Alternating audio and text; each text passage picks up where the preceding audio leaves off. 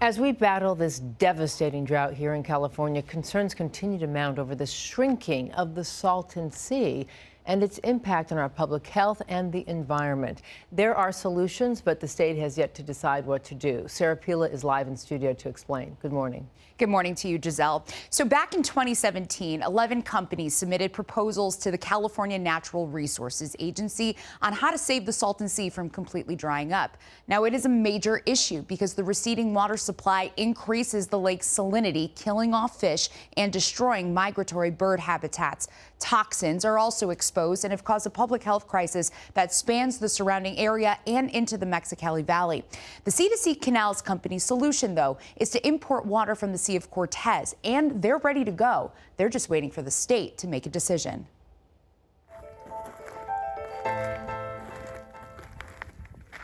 Dry, cracked earth. This area that Sea-to-Sea Canal Company partner Rod Smith is walking on was once covered in water. If this is decades ago, we'd be water skiing. This is Johnson's Landing in Salton City, the Salton Sea's marina that once had enough water to exist as a recreational area where boats once roamed. The state's largest lake has been declining for decades, and that decline is accelerating, as you can see in these images that show just the last 17 years. We're now well past the second decade of a broad, widespread understanding of the problems of the Salton Sea. On our way to the site, Rod tells me that evaporation and water diversion have all contributed to the sea's demise. Rod's company, the Sea-to-Sea Canal Company, has come up with a solution: import water from the Sea of Cortez through a series of pipes. Reverse the decline in the Salton Sea, bring up the elevation, stabilize it to address the public health problems. As the sea recedes, the surrounding areas, including Mexico, have turned into a toxic dust bowl. In 2017, Sea-to-Sea Canal Company submitted their solution to the state's Natural Resources Agency.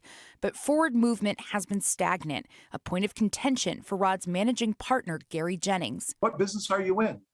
Are you in the fixing the lake problem, getting rid of the dust problem, not letting little kids get their lungs ruined? Saving property values, protecting the environment? Are you in any of those businesses? Because if you were, you sure as hell would do your job and get the effing lake fixed. Their proposal is a 120-mile canal path estimated to cost nearly $800 million in construction and payments and an additional $40 million in operating costs per year. Gary says the best way to pay for this project is through federal and state tax credits. Then the state wouldn't have to reach into its own pocket. Their job is to buy water, not to go to Mexico, not to negotiate these contracts, because we've done all that.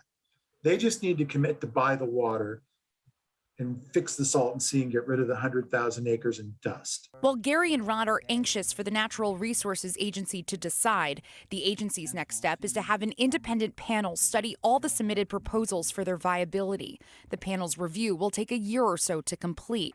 It's a timeline Sea-to-Sea Canal Company doesn't trust, and while they wait, the Salton Sea gets worse, and taking no action will have dire consequences. Long-term, uninhabitable.